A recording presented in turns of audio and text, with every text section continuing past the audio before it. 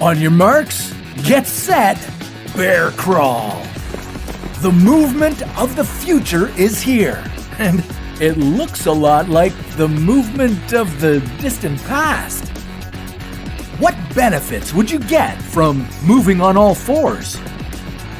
How would our society adapt to accommodate this new movement?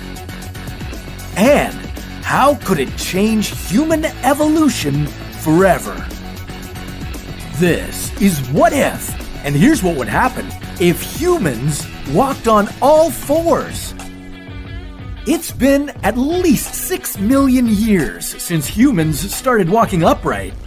Exactly when this happened and why is still up for debate. We have no response.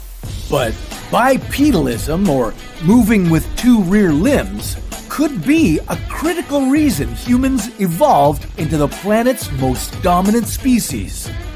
When the African climate began to change, your ancestors had to adapt to living in the grasslands.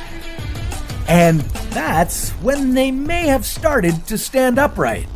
It was easier to see over the tall grass. This could be how natural selection led you to walk around with that Starbucks cup in your hand. Having our hands free to craft and use tools might have been a key to creating early civilizations.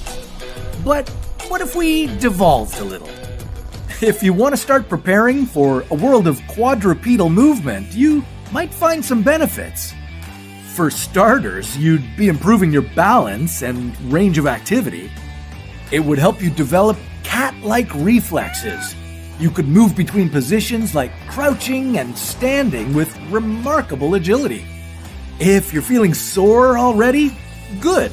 This form of movement would be a full-body workout. You'd be developing more muscular shoulders and triceps. So get ready to pump up your diet. Many martial artists and parkour athletes are already introducing this into their lives. Tokyo's monkey man, Kenichi Ito, can run like a horse. This is called a transverse gallop.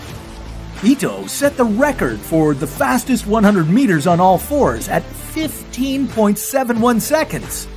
Compare that to Usain Bolt, who holds the bipedal record at 9.58 seconds. But if everyone started running on all fours, it would be difficult for society to adjust. You'd no longer be able to use your hands to carry things with ease. Yeah, no more coffee on the go. No coffee? No more cell phones or umbrellas. And going to the grocery store would take several trips. Also, fashion would change significantly. Purses and high heels would be unusable. Whole new industries would emerge to come up with intelligent solutions to this lifestyle. Oh, and watch your head, because anything higher than 1 meter would be difficult to see. Head trauma could become commonplace. You'd want to invest in a good helmet.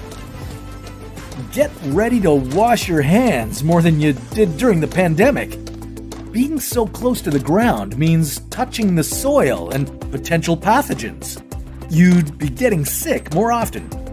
And reorienting your body would also lead to gastrointestinal issues, at least until our bodies began to adapt. Eventually, your four-legged descendants would look more and more like your ancestors. Scientists know from fossils that as humans began to walk upright, many changes occurred to our bodies. The shape of our pelvis changed from tall and flat to shorter and more bowl-like. Our spines curved into an S shape to bring our body weight over the hips and cushion the brain while walking.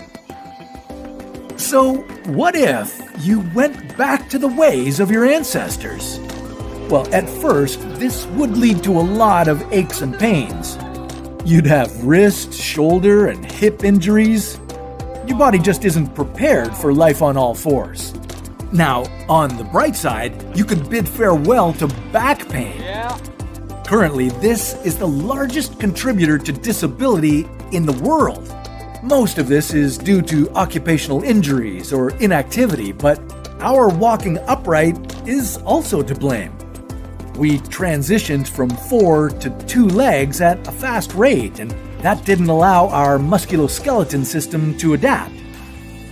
So, once you've figured out the smoothest, most efficient way to move on all fours, you could be on your way to a body that's able to change directions quickly and react more instinctively.